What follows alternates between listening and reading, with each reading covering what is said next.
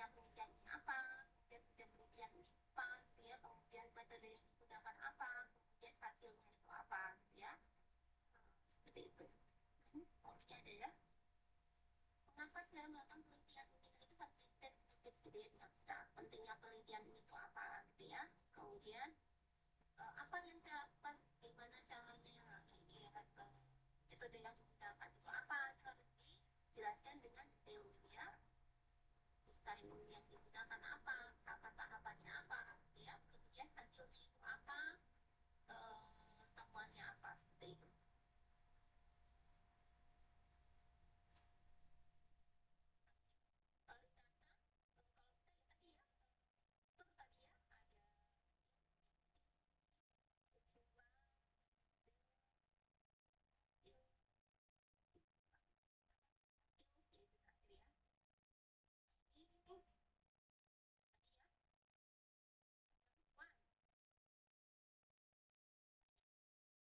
Strukturnya sama yang tadi dijelaskan. Bagian pertama itu adalah tahap belakang.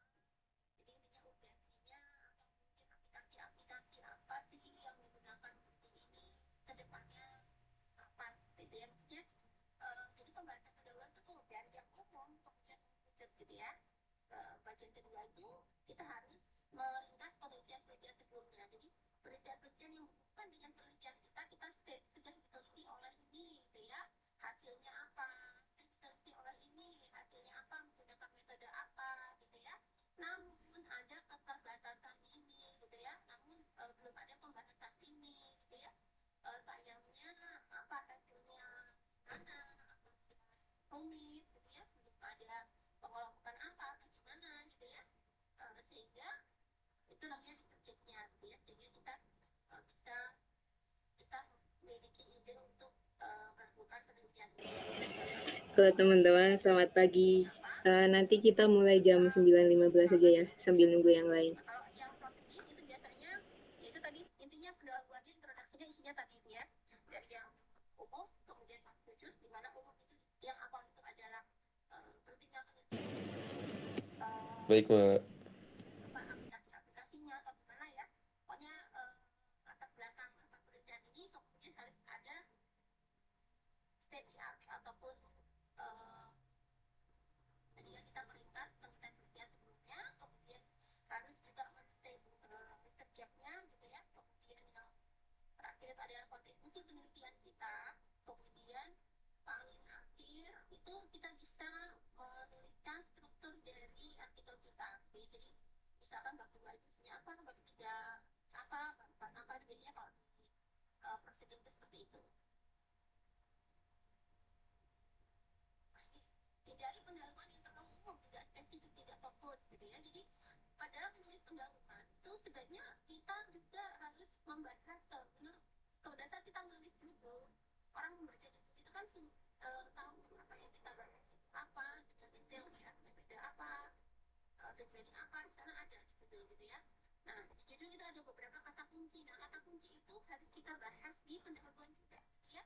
Jadi di judul itu ada kata kunci A, gitu ya. Kita harus bahas penelitian yang sama itu apa, gitu ya. Itu harus spesifik, gitu ya. Intinya harus nyambung antara judul, abstrak, pendahuluan, seperti itu.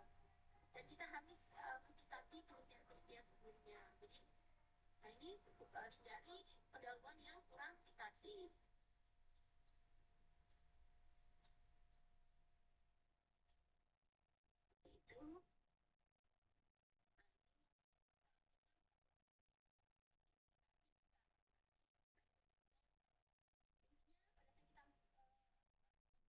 Oh, itu kita harus pintar men-state, gitu ya. Apa sih gunaan penelitian yang kita lakukan ini, gitu ya. Ada problem apa sehingga penelitian ini atau publikasi ini penting untuk dilakukan, gitu. Seperti itu kita bisa meyakinkan. Jadi implikasi besar atau memiliki kontribusi yang besar. Intinya kita harus bisa menunjukkan ini ya, keterbatasan dari sebelumnya, gitu ya. Ada setiap apa mungkin di daftar 1 dan 2, kemudian daftar 3 atau 4, kemudian kita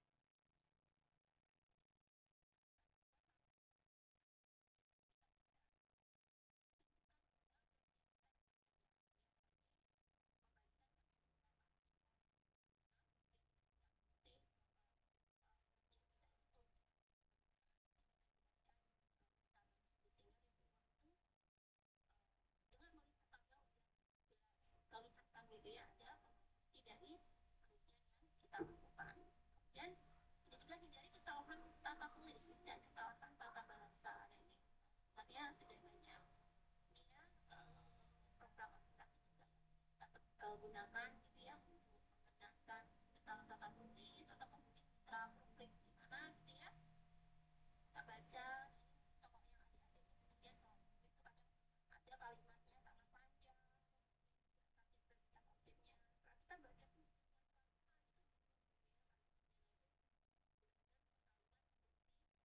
nah, kita baca tuh di kertas, nah itu mungkin seperti itu.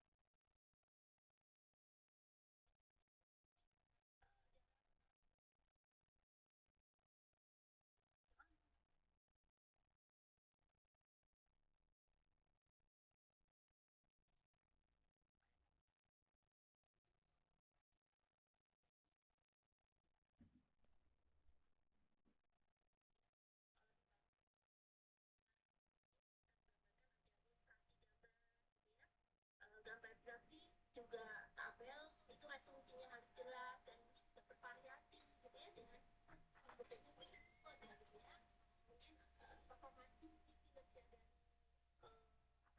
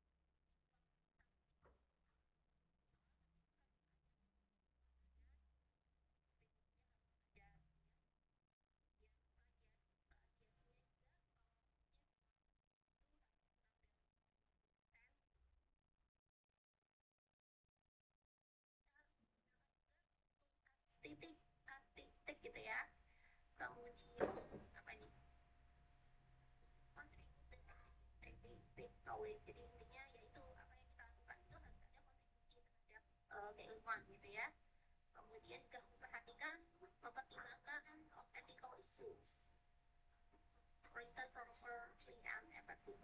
Ya ini mungkin itu aja Mbak Saranti yang bisa saya sampaikan. Terima kasih. Nah, ini juga saya lihat banyak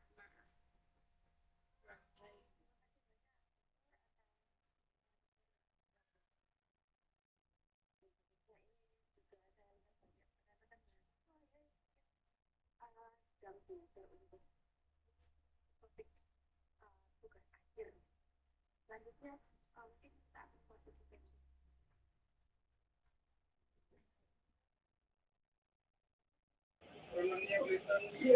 Oke, karena udah jam 9.15, kita mulai aja ya.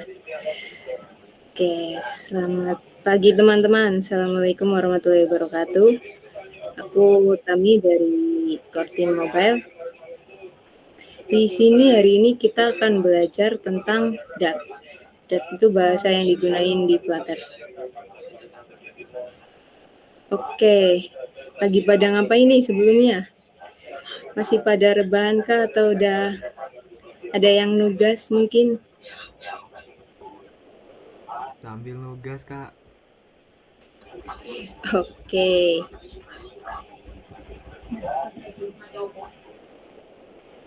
Kita mulai aja ya. Aku share screen sekarang.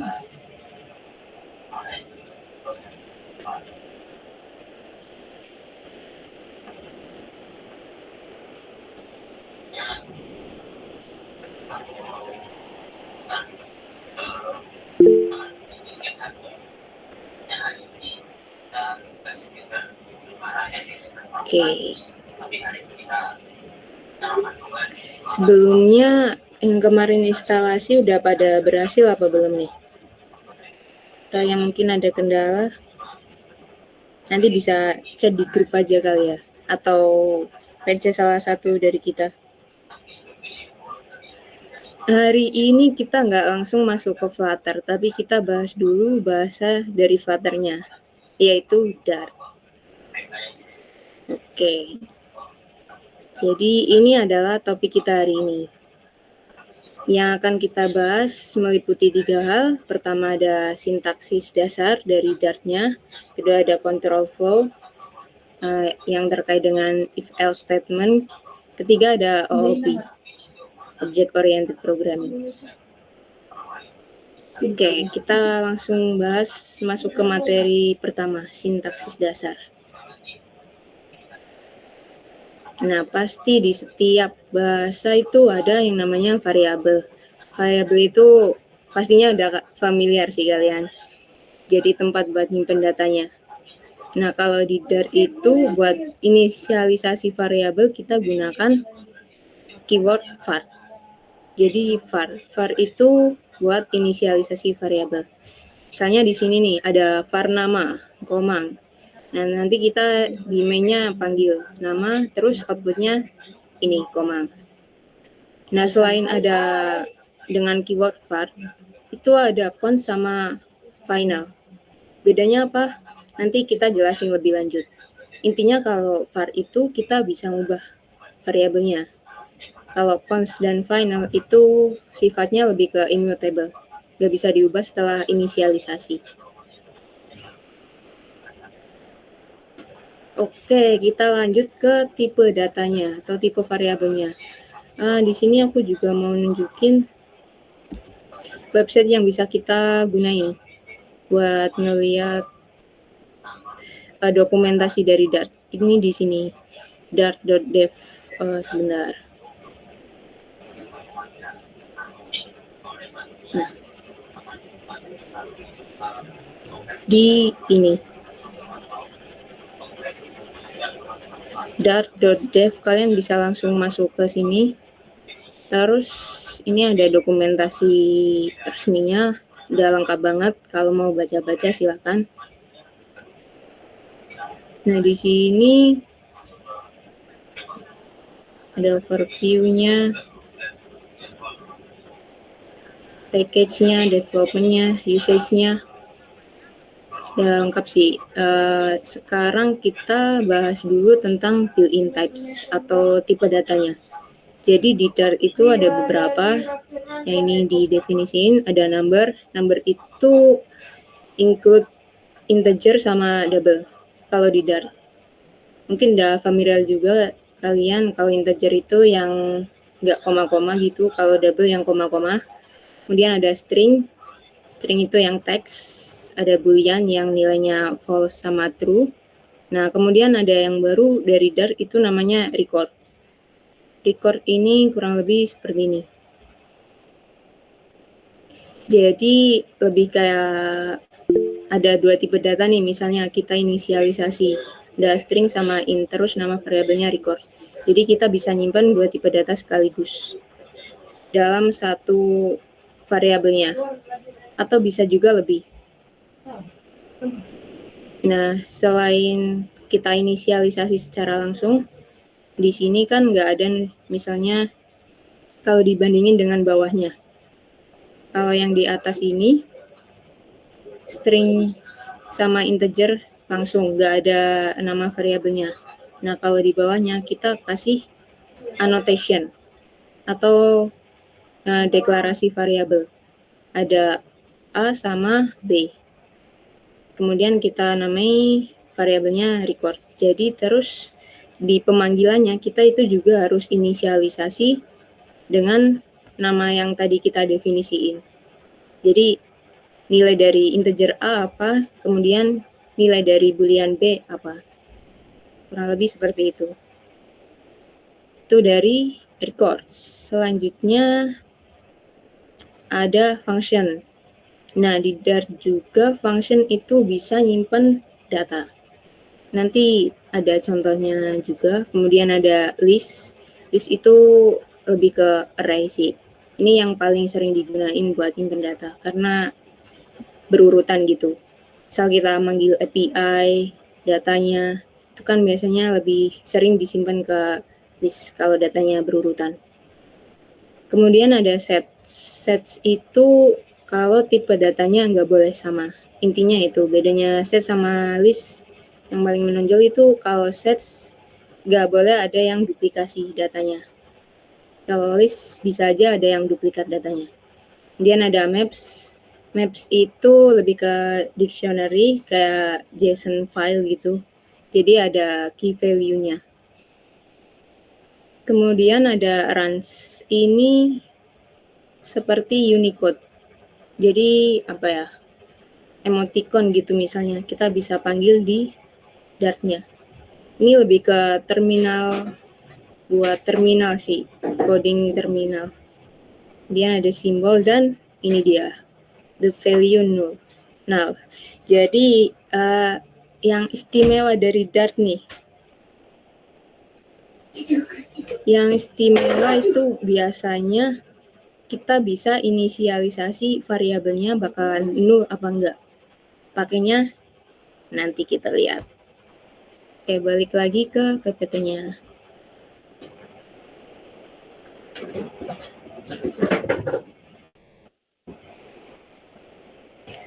Mungkin teman-teman kalau misalnya nggak kelihatan atau slide-nya nggak pindah, bisa langsung reach out aja ya. Oke, ini buat penjelasan detailnya. Kita kasih, ini ada tipenya, kegunaannya, dan contohnya. Nah, jadi misalnya tadi yang integer sama double buat tipe number.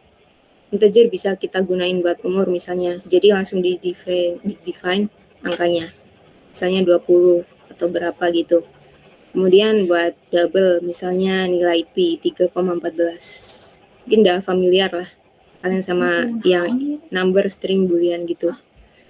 Kemudian ke record. Jadi record itu kumpulan nilai.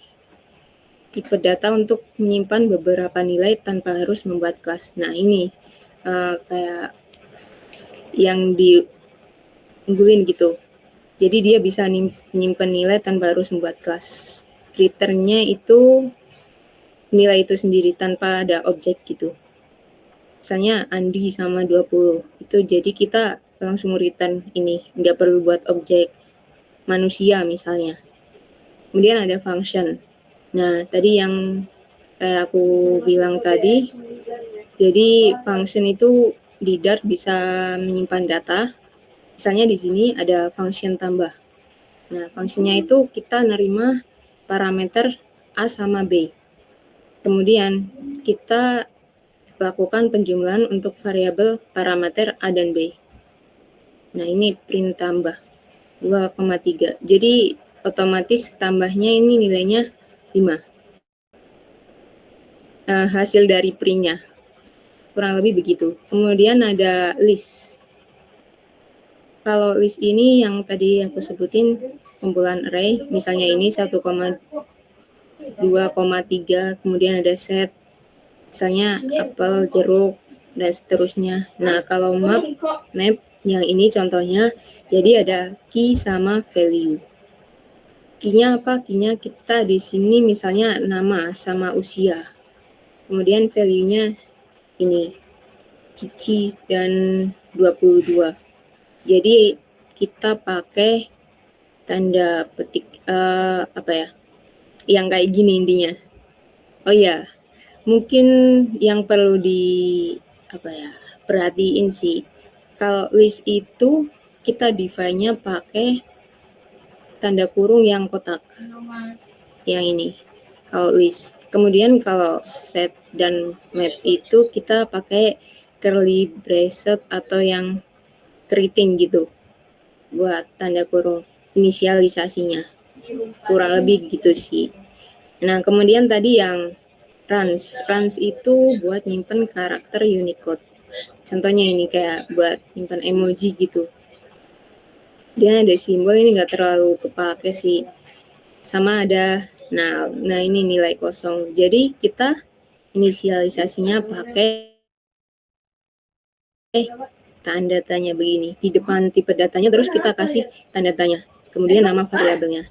Nah, kalau misal di contoh ini, kita define string tanda tanya artinya variabel itu bisa nilainya 0 atau kosong gitu. Jadi kalau kita print dari variabel statusnya, otomatis nggak ada apa-apa atau kosong. Jadi itu yang paling mungkin yang menonjol banget dari ini. Jadi kita bisa define variabel yang nilainya 0. Oke, ini buat contohnya. Mungkin nanti aja kali ya kita ngodingnya. Lanjut aja dulu deh. Lanjut ke tadi tipe variabel final dan cons. Jadi kalau final dan cons itu yang udah di-define gak bisa diubah gitu misalnya. Nah, jadi kalau var itu kalau kita udah definisiin nilainya bisa berubah lagi. Beda halnya kalau final dan cons. Jadi jika tidak akan mengubah nilai variabelnya, kita gunakan finals atau cons sebagai pengganti var atau sebagai tambahan pada suatu tipe. Jadi misalnya final string, kemudian namanya, misal kalau namanya nggak mau diubah, misalnya final string koma. Jadi nanti koma itu nilainya selama di program nggak bisa diubah. Sama halnya dengan cons. Misalnya di sini, kita final value nama variabelnya, kemudian kita buat list atau yang familiar namanya kita mungkin array ya. Terus ada final dan cons. Nah, kalau di sini final value kita buat list, itu nggak bisa di-reassign. Kemudian kalau kita tambah masih bisa, tapi kalau di-reassign itu nggak bisa. Jadi misalnya di sini, kalau kita run di sini, itu outputnya 2,3. Misal kalau kita reassign dengan final value 4,5, maka hasilnya error. Karena final itu nggak bisa di-reassign. Begitu juga dengan konstan. Jadi kita nggak bisa ngubah nilainya. Tetapi di sini kita bisa nambah nilai untuk variabel dengan tipe final. Nah, misalnya kita gunakan fungsi add, metode add. Add buat nambah angka 6. Terus kita kasih ke variabel final value. Nah, kalau di output kan, itu nanti ada 2, 3, dan 6. Jadi, kalau final, itu kita bisa nambahin metode add. Tapi tidak bisa di-reassign, baik final maupun cons. Sementara buat tipe variabel yang cons, itu kita nggak bisa nambahin, nggak bisa akses method add. Jadi kalau kita misal tambahin 6, itu nggak bakalan muncul, malah error. Soalnya dia itu tipenya immutable, nggak bisa diubah. Sementara kalau final itu lebih ke mutable. Oke, sampai sini dulu deh. Mungkin ada yang bingung atau mau sharing atau pertanyaan gitu.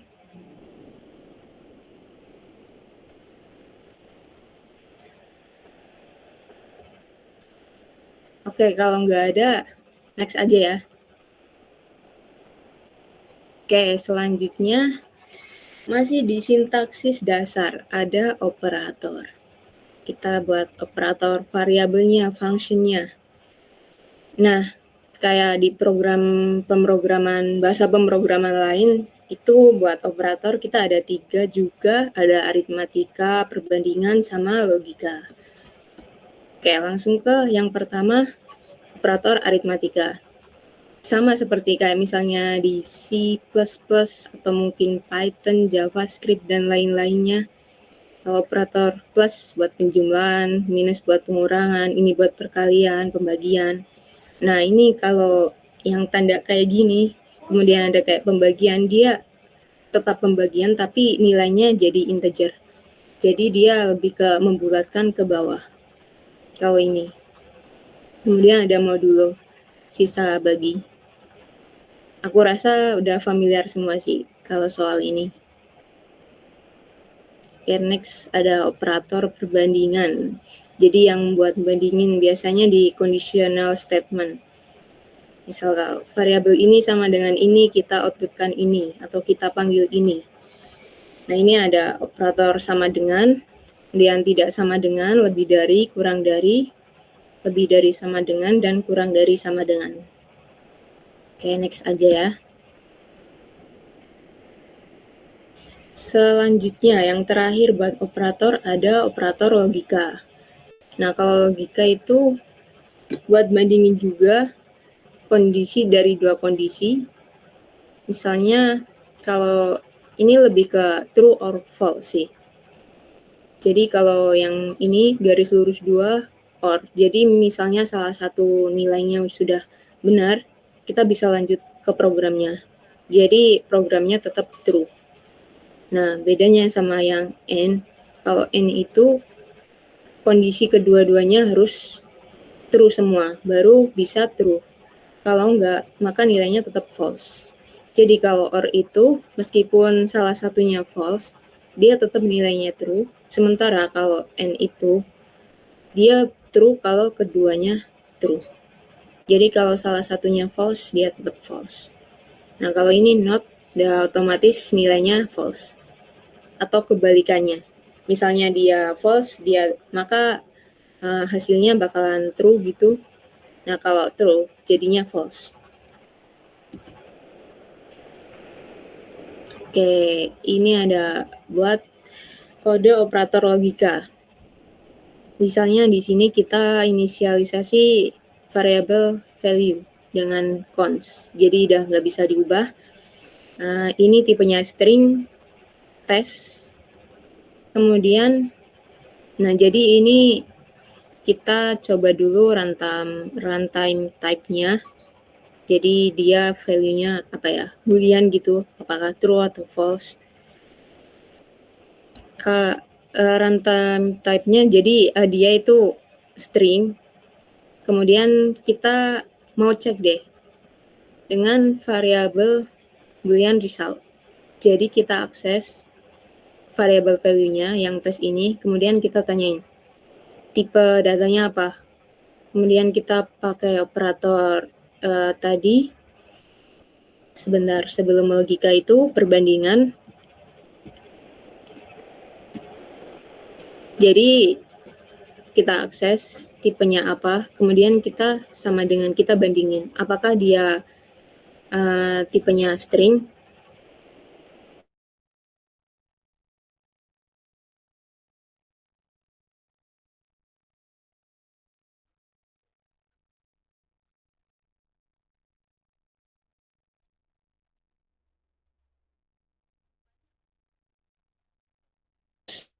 kalau di print hasilnya false. Begitu sih kurang lebih, ke bawahnya juga sama. Nah, untuk bagian yang paling bawah nih, operator yang NOT. Jadi apa ini, kayak tanda pentung gitu buat result.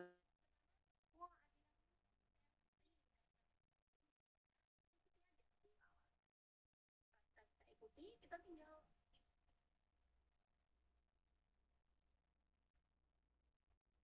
Balik jadinya true. Kurang lebih gitu sih. Mungkin kalian nanti bisa explore, coba lihat operator logika. Oke, kita ngodingnya nanti aja jadi satu deh. Lanjut dulu ya ke control flow. If else switch itu kayak ya tipe-tipe seperti itu control flow. Jadi sebuah program perlu membuat putusan dari kondisi yang diberikan. Yang pertama control flow itu ada if else switch, kemudian ada juga perulangan. Nah, di perulangan ini ada dua, sama seperti yang lain, ada for sama while. Ada juga do while, tapi kita cuma bahas sampai while aja. Mungkin sudah familiar, kalau break itu berhenti, continue itu dilanjutin. Oke, kita ini contoh kodenya buat if else.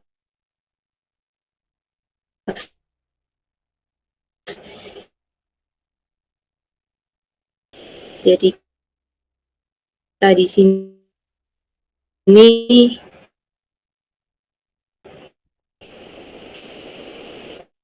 determine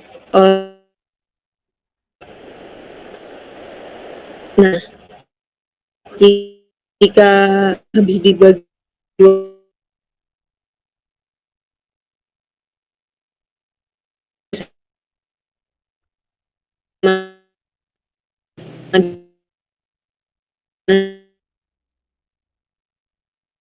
nol,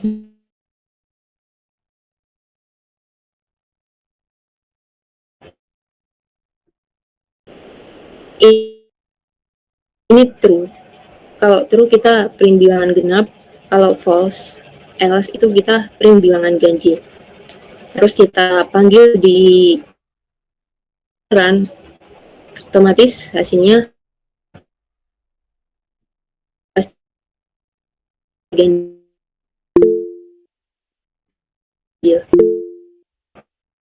Kak, sorry. Karena Putus-putus, Kak.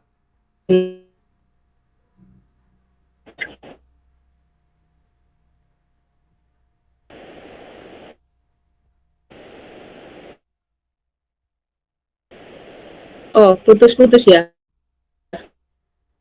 Iya, Kak.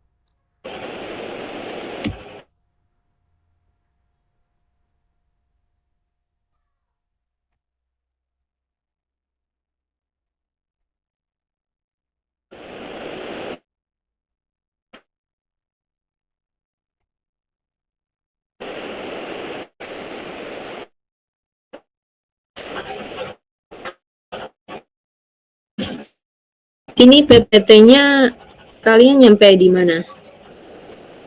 Seharusnya code if else. Di aku belum muncul, Kak. Oke. Sambiro, iya. ya por gini ingatan kayak kulo. Iya. Ikut tok wisan kok itu.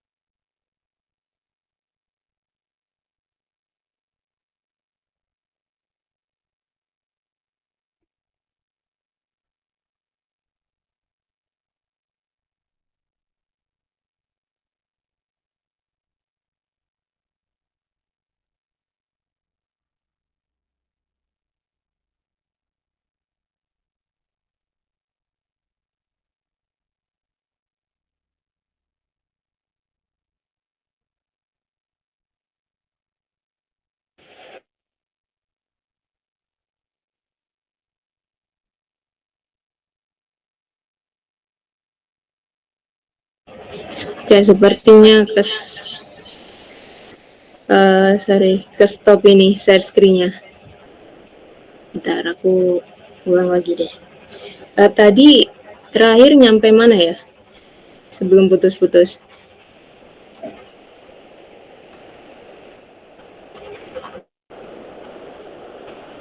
Aku ulangin dari itu aja deh. Kayaknya sampai yang bahas perulangan, Kak. Oh, berulangan ya? Oke. Makasih ya. Oke, Kak. Oke, tak share lagi.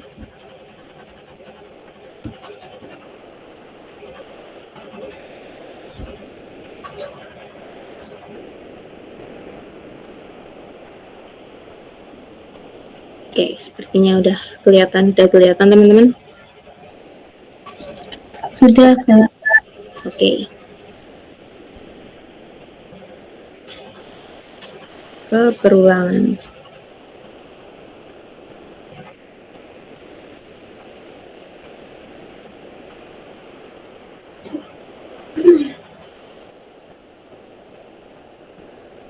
Oke, tadi ada gangguan sebentar, minta maaf ya. Kita lanjut. Tadi ada 2 perulangan, seperti yang disebutin ada for sama while. Ada juga do while, tapi kita bahasnya sampai while aja. Lanjutnya ke if else. Tadi kita di sini define function buat determine odd or even number. Jadi fungsinya untuk mengetahui apakah parameter atau nilai yang kita masukkan nanti genap atau ganjil. Nah, mungkin familiar udah kodenya, kita pakai modulo. Jadi kita nyimpan argumen parameter di sini, kemudian kita akses jika value-nya modulo 2 sama dengan 0. Artinya kalau dia habis dibagi 2, maka kita print bilangan genap. Artinya ini nilainya true. Jika ini true, maka kita print ini. Jadi kalau false, itu langsung lanjut ke kode setelahnya yang else. Kita print bilangan ganjil. Kemudian kita misalnya di sini manggil determine odd or even dengan nilai parameternya 5. Otomatis outputnya akan bilangan ganjil, karena 5 dibagi 2 itu masih nyisa 1, bukan sama dengan 0. Jadi kondisi ini nilainya false. Oke, kita lanjut ke switch case. Selain ada if else, juga ada switch case. Mungkin udah familiar juga teman-teman. Jadi kalau switch case, sintaksisnya kurang lebih sama. Ada switch, misal kondisi apa, terus case 1, case 2, ada defaultnya. Misalnya di sini kita buat function get solution. Get solution dengan parameternya condition. Kemudian kita initiate result dengan string yang nilainya kosong. Kemudian jika kondisinya lapar, maka resultnya makan dan berhenti. Kemudian case haus, resultnya minum, defaultnya ngopi dulu. Jadi kita kemudian print result. Misalnya kita inputin case lapar di terminalnya, otomatis resultnya bakalan makan dan nggak bakal lanjut ke kode selanjutnya, nggak bakal outputin minum atau ngopi dulu karena di sini udah ada break statementnya. Misalnya kita hilangin break di sini, otomatis ini bakalan ke output juga. Nah, kalau defaultnya kita nggak ngasih lapar atau bingung di sini, lapar atau haus, misalnya di sini bingung, maka resultnya bakalan ke default. Dalam hal ini false nilainya, jadi langsung di output ngopi dulu. Nah, di sini pemanggilannya di sini. Oke, lanjut ke looping. Nah, looping ada 2, ada for sama while. Pertama for, jadi kalau for itu kita bisa inisialisasi kayak jumlahnya mau berapa loop. Dari mulai awalnya terus sampai akhirnya gitu. Misalnya di sini looping for dengan parameter integer line, kita inisialisasi loop dari awal nilainya 0 sampai kurang dari length atau nilai parameter ini nantinya. Kemudian nilainya naik-naik. Mungkin udah familiar semua sih. Nah, jadi kita mulainya dari 0 karena ini inisialisasinya 0 bukan 1. 0, 1, 2, 3, 4. Bukan 1, 2, 3, 4, 5 karena ini 0. Oke, lanjut. Oh, sepertinya ada duplikasi di slide-nya. Nanti aku benerin lagi. Nah, ada 3 ternyata duplikasinya. Oke, sorry. Jadi lanjut ke looping while. Bedanya apa sama for? Kalau for itu kita bisa inisialisasi secara langsung gitu variabelnya di dalam kurung. Kita mulai dari mana, terus stopnya sampai mana, terus lanjutan buat loopnya itu gimana. Jadi misalnya tadi kita mulai dari inisialisasi 0, terus kita define berhentinya itu sampai length, kemudian setiap loop itu kita nambah, itu kita definisin dari 1. Nah, kalau di while itu kurang lebih seperti ini, kita definisiin satu-satu. Jadi dari integer i, kita definisin dulu nilainya 1. Nah, while i-nya kurang dari 5, maka di print nilai i-nya. Kemudian di sini ada 2 while loop. Yang pertama kita dari nilai 1, kemudian ini dari nilai 0 sampai dengan 2. Nah, di sini kita kasih tambahan buat conditional if else. Jadi misalnya di sini yang kedua kita awali dengan inisialisasi nilai i 0. Kemudian kita panggil while loop. Jika i-nya kurang dari sama dengan 5, maka kita jelasin kode di bawahnya. Kita cek lagi kondisi kedua. Jika i-nya sama dengan 2, maka break. Jadi kodenya bakalan berhenti jika i-nya 2. Dan kita print. Selanjutnya ini. Buat loop selanjutnya, kita nambahin nilai i-nya. Nah, kenapa di sini outputnya cuma sampai 1? Karena ada kondisi tambahan, if i sama dengan 2, kita break. Jadi kodenya otomatis berhenti kalau ini udah nyampe kode ini. Jadi ini nilainya true. Kita cek jika ini true, maka break. Kurang lebih begitu. Jadi while loop-nya udah false, nggak nyampe 5.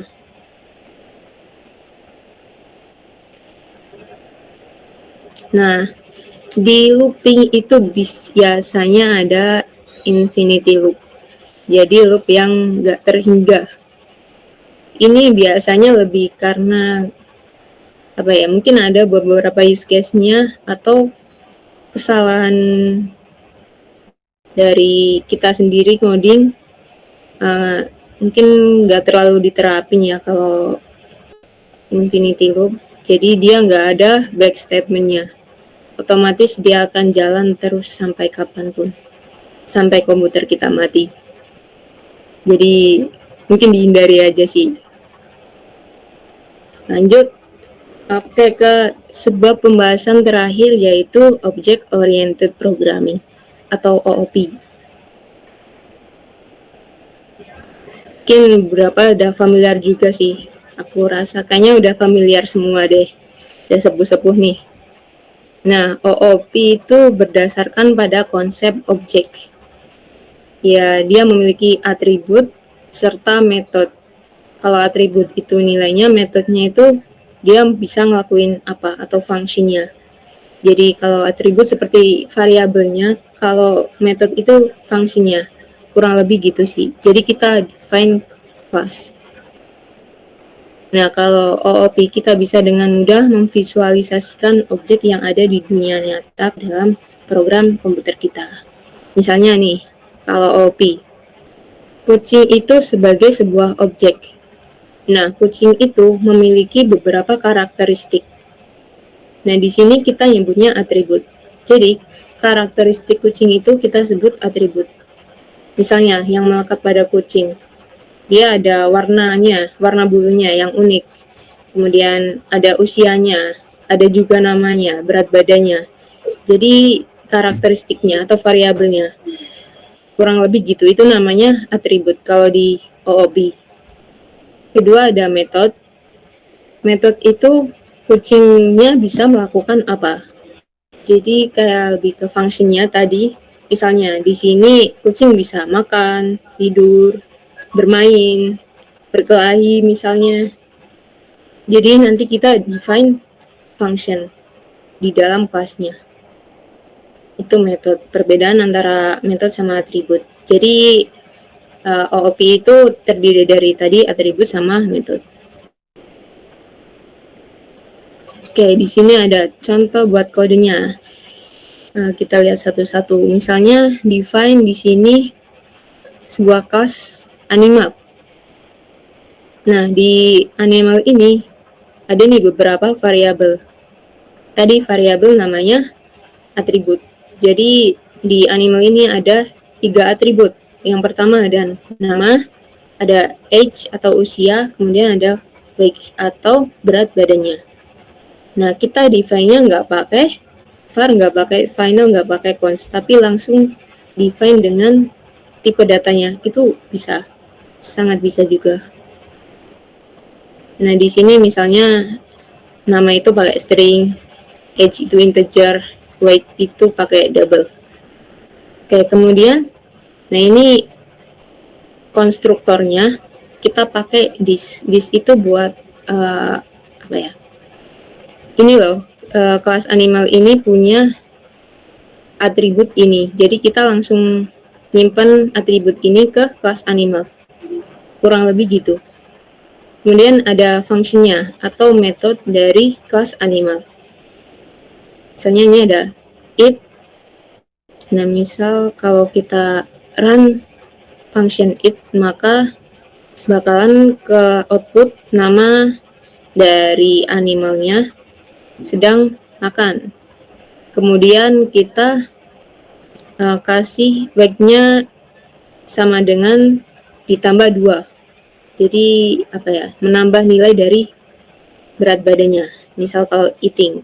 Kemudian ada function buat sleep. Jadi misalnya kalau function sleep di kelas animal kita panggil, maka bakalan ke output nama dari animal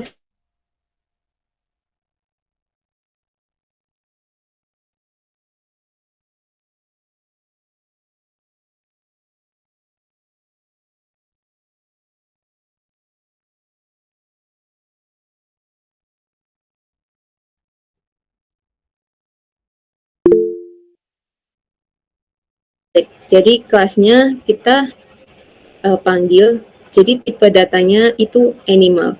Kemudian kita kasih namanya animal. Animal sama dengan animal. Ini kelas dari ini kita panggil, kita kasih nilainya. Jadi ini seperti parameternya sih yang harus diisi. Ini ada 3. Jadi harus diisi di sebelah sini, ini yang harus diisi di bagian pemanggilan kelasnya. Di this.name, this.age, this.weight itu harus diisi. Sebenarnya bisa nul juga. Secara umum aja deh. Jadi kita di kelas animal ini parameter apa yang harus diisi, ini kita define di this dot gitu. Terus dipanggil di main-nya, dalam kurung kita misalnya inisialisasi name-nya doggy, kemudian age-nya 2, weight-nya 1. Nah, udah kesimpan nih otomatis. Kita punya objek namanya doggy dengan umur 2 dan berat badannya 1. Misal kita langsung print animal.weight, maka hasilnya 1. Jadi buat ngakses apa ya, value-nya dari objek yang udah kita define itu kita pakai dot juga. Nama variabel yang udah kita inisialisasi terus dot dot atributnya. Nah, ini outputnya 1. Kemudian kalau misalnya kita mau memanggil metode, itu sama kayak pemanggilan atribut tadi, kita pakai dot, terus fungsinya apa? Langsung kita panggil. Misalnya di sini it. Nah, nanti di sini doggy is eating. Nah, tadi di function eat atau method eat kita tambahin kode buat nambah berat badan. Jadi plus 0,2. Terus di sini kita print deh berat badan dari animal ini, si doggy. Jadi beratnya udah bertambah 1,2. Karena kita panggil terlebih dahulu method it, baru kita print weight-nya atau berat badannya. Di awal 1, setelah dia makan jadi bertambah 0,2, hasilnya 1,2. Oke, kurang lebih seperti itu. Oke, nyampe sini dulu sebelum kita lanjut ke kode. Mungkin ada pertanyaan dari teman-teman? Sangat dipersilakan atau mau sharing? Silakan.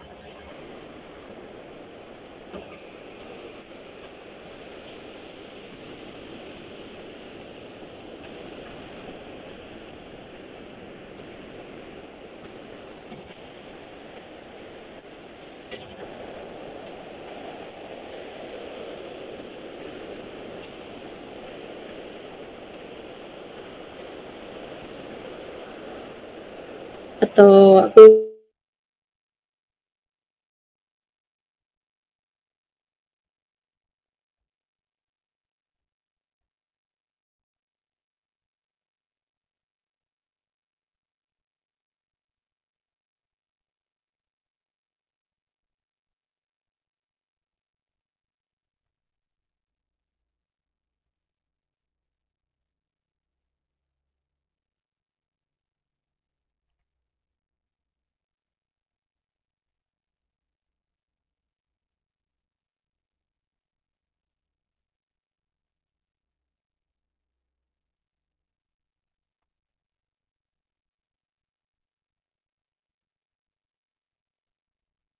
Oke, sorry, tadi keputus lagi ya. Gimana Kak, patah-patah? Tadi udah nyampe sini belum? Udah selesai apa belum sih tadi? Udah selesai Kak, sampai sesi tanya jawab. Oke, silakan kalau mungkin yang mau tanya atau sharing, gak apa-apa, sama-sama belajar kita.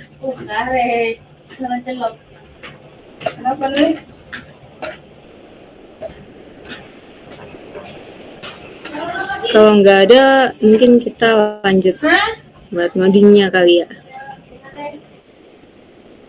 Atau aku mau reaction dulu deh. Yang udah paham mungkin kasih jempol atau apa.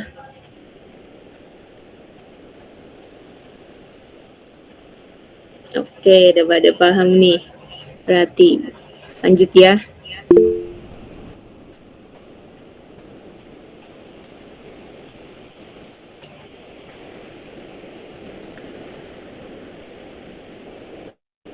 Oh, save.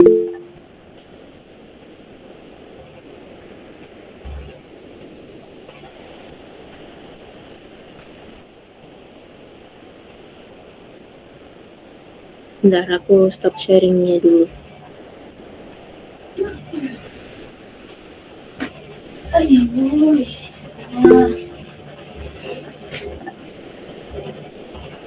Oh, ada yang angkat tangan nih. Silakan. Iya kak, sebelumnya terima kasih udah diberi kesempatan. Maaf kak, mau nanya tadi ini kan agak telat. Itu aku tadi join tuh pas lagi ngejelasin kodenya gitu. Ini udah instalasi atau gimana ya? Sebelum. Oke. Kalau instalasinya sebenarnya kita udah minggu lalu sih buat instalasi emulator lebih tepatnya sama nyoba instalasi Flutter. Nah, kalau minggu ini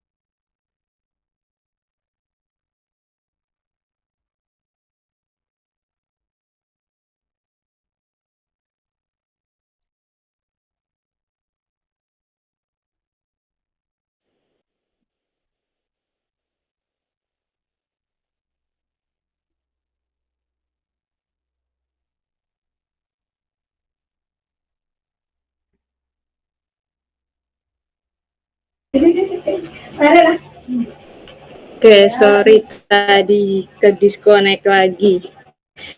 Jaringannya lagi banget hari ini. Oke, sorry ya tadi dari Rian Besto ya. Aku lanjutin. Jadi minggu ini itu kita lebih fokus ke pembahasan bahasa. Kita nggak nyoba install lagi. Kita nggak nyoba ke Flutter-nya dulu, tapi ke paling dasarnya dulu di Dart. Karena kita pakai Dart. Jadi belum ada instalasi atau semacamnya. Next week nih, kita udah mulai masuk ke Dart sebenarnya. Jadi persiapkan aja. Gitu sih. Apa udah jawab? Sudah menjawab, Kak. Terima kasih. Oke, aman. Yang mau nanya lagi mungkin bisa langsung raise-in aja sih.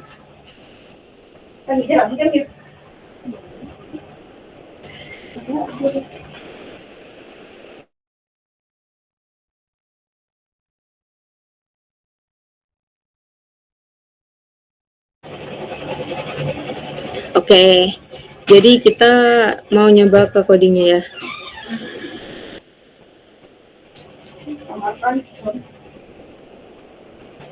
Masuk ke Visual Studio. Nah, sorry.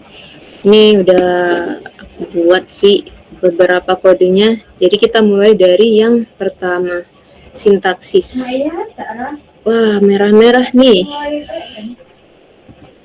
Belum sinkron sepertinya.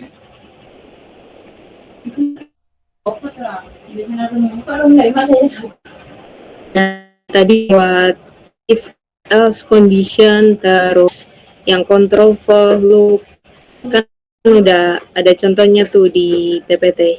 Jadi kita sekarang fokus pembahasan yang pertama. Mungkin bagian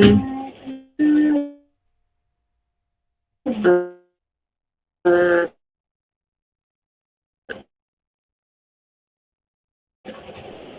tipe variabelnya, tipe data.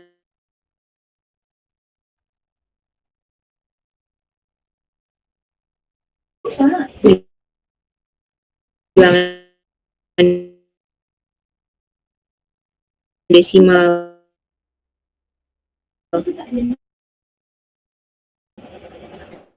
Nah, jenis variabel kita juga di sini bisa nyimpan misalnya string sama nilainya 22 misalnya umur gitu, kita simpan dalam satu data. Jadi data ini nilainya ada 2 di sama 22 dan bisa disimpan dengan berbagai jenis gitu. Itu kalau record. Nah, ada function, kemudian ada list. Nah, di sini kita bisa define tipe data dari list. Jadi list ini cuma bisa ngambil tipe data ini. Kalau selain ini bakalan error. Misalnya di sini integer. Kita define pertama list, kemudian ada integer tipe datanya dan namanya variabelnya angka. Jadi kita simpan 1, 2, 3, 4. Kemudian print angka yang pertama misalnya.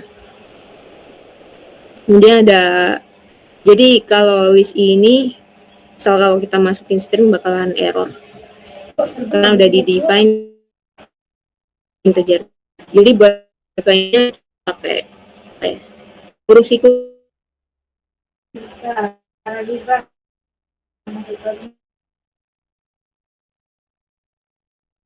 Ada set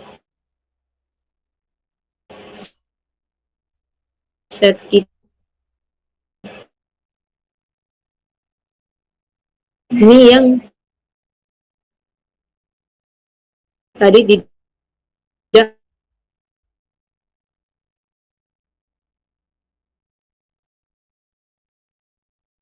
buat hapus salah satu.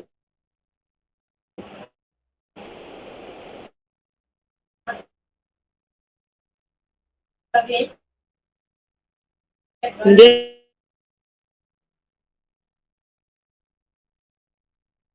itu emoji. Suaranya patah-patah, Kak.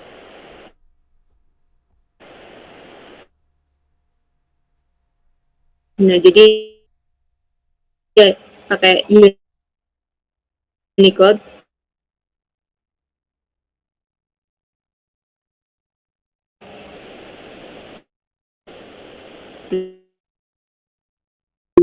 Nah, yang terakhir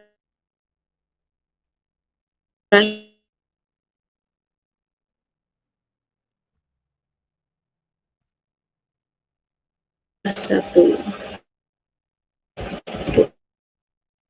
Udah.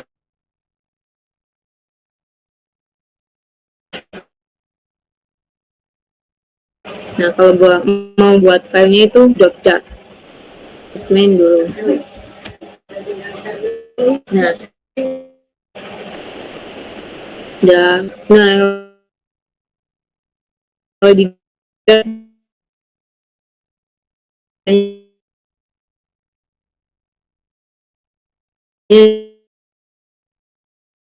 di VS Code itu otomatis sudah string hari tadi dulu.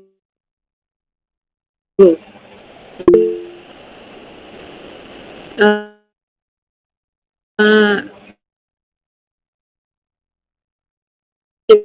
kita langsung aja string hari, terus misalnya print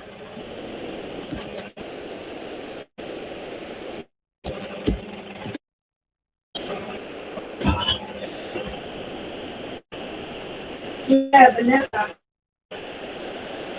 Sorry, terminal.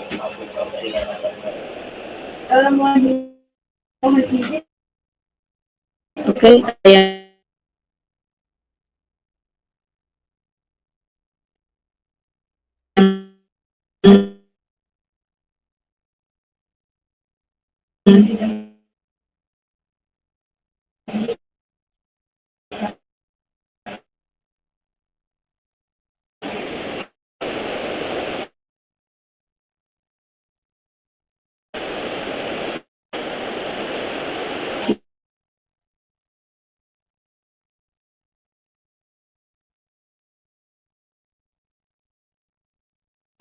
atau kosong.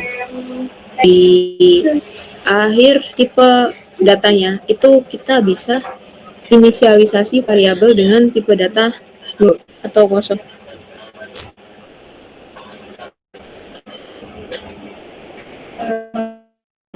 Oke, apa kendala teman?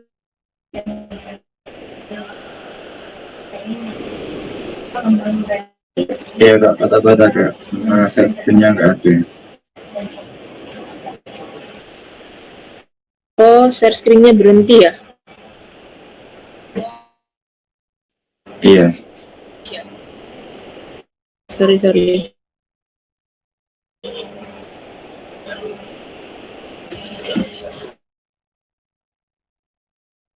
Sepertinya sangat gak bersahabat hari ini.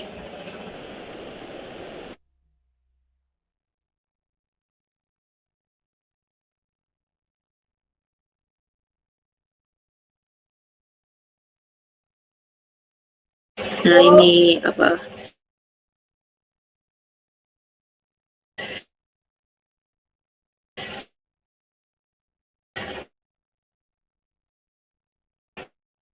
Icon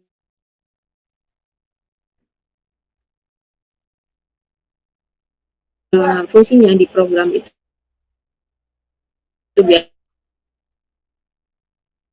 biasanya jadi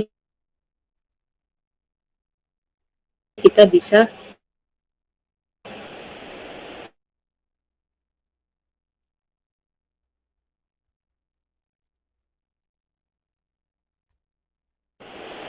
udah langsung sebelum dirun tidak ada peringatan.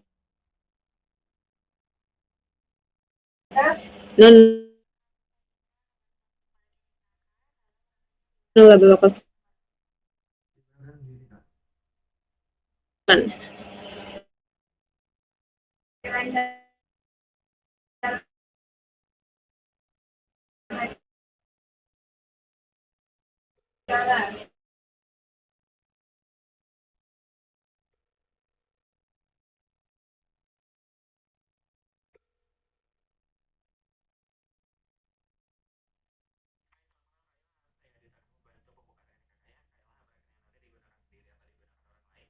Digunakan sendiri kak.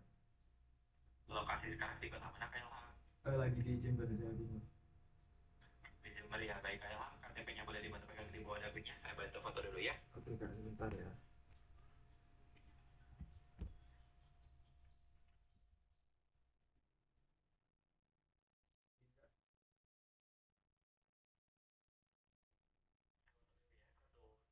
Tiga, sudah cukup ya. KTP-nya boleh disama lagi Kak Ilham. Sekarang dibantu tengok kanan kirinya kan? Kanan kiri kak? Sebaliknya. Iya, tengok kanan dan tengok kiri. Sebaliknya kan? Sudah cukup, terima kasih ya Kak Ilham. Dibantu sebutkan nama lengkapnya Kakak sesuai KTP. Oke, Muhammad Ilham kak. Ibu kandungnya Kakak siapa namanya? Linda Yunika. Untuk email Kakak dibantu sebutkan. mi1797128@gmail.com. Baik, terima kasih atas konfirmasi datanya ya. Untuk nama walinya tadi yang terlibat ini Rinda Yumika, ini ibunya Kakak, sudah benar? Bentar kak. Baik, itu sebentar ya. Baik.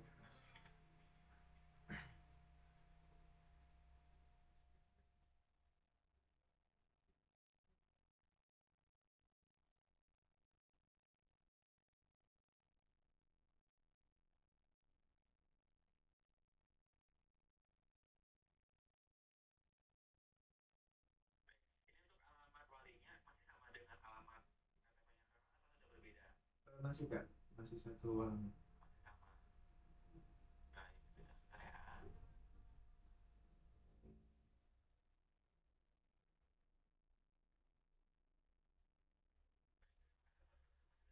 untuk membuka rekening Kakak akan kami proses dalam waktu maksimal 1 jam.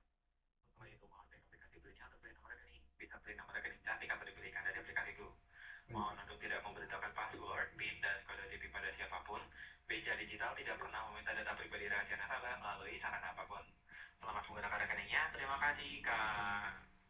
Terima kasih Kak Ilham sudah menjadi sobat dulu. Selamat pagi. Pagi kak, terima kasih. Sama-sama Kak.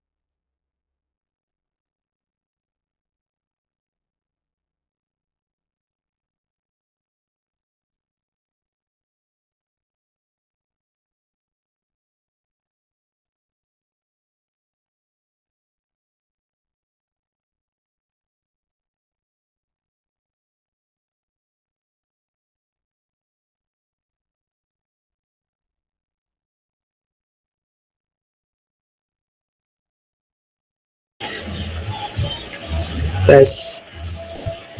Mohon maaf teman-teman. Kak Taminya ada kendala di jaringan. Sepertinya masih ada kendala dan kebetulan penjelasannya tadi kurang sedikit. Mungkin nanti sisanya untuk praktek ngodingnya nanti bisa kita lanjutkan dan kita akan share di YouTube-nya nanti. Nanti kita akan share di di grup juga untuk PPT sama penjelasan ngodingnya nanti. Jadi ditunggu ya. Untuk sekarang kita akhiri aja. Kalian nanti bisa lanjut lihat penjelasannya di YouTube-nya. Aku mau share ini dulu ya, absensi ya teman-teman. Jangan lupa nanti absen juga. Aku share di kolom komentar.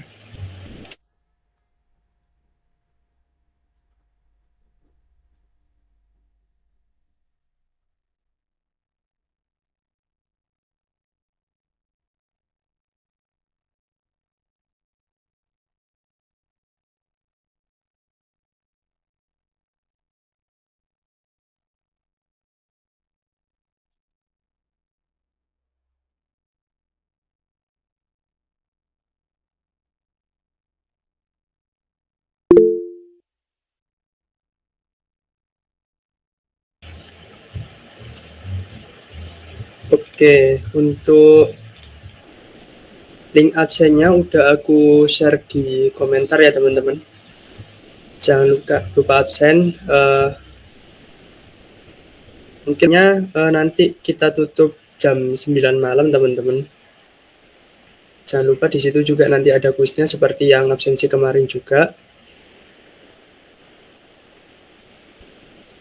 Oke, mungkin segini dulu untuk hari ini, untuk pertemuan ini. Mohon maaf juga kalau masih banyak kendala teman-teman untuk link PowerPoint dan juga recordnya sama penjelasan pemrogramannya tadi yang belum sempat dijelasin. Nanti kita akan share di grup. Oke, sekian dulu. Mohon maaf lagi apabila masih banyak kendala. Terima kasih atas partisipasinya untuk hari ini. Untuk pertemuan selanjutnya mungkin sama seperti pagi ini, kita akan laksanakan di jam 9. Iya, ini Kak Taminya baru join lagi. Mohon maaf ya teman-teman. Sampai jumpa di pertemuan selanjutnya. Tetap semangat ya teman-teman. Oke. Wassalamualaikum warahmatullahi wabarakatuh. Waalaikumsalam warahmatullahi wabarakatuh. Terima kasih, Kak. Terima kasih, Kak. Sama-sama.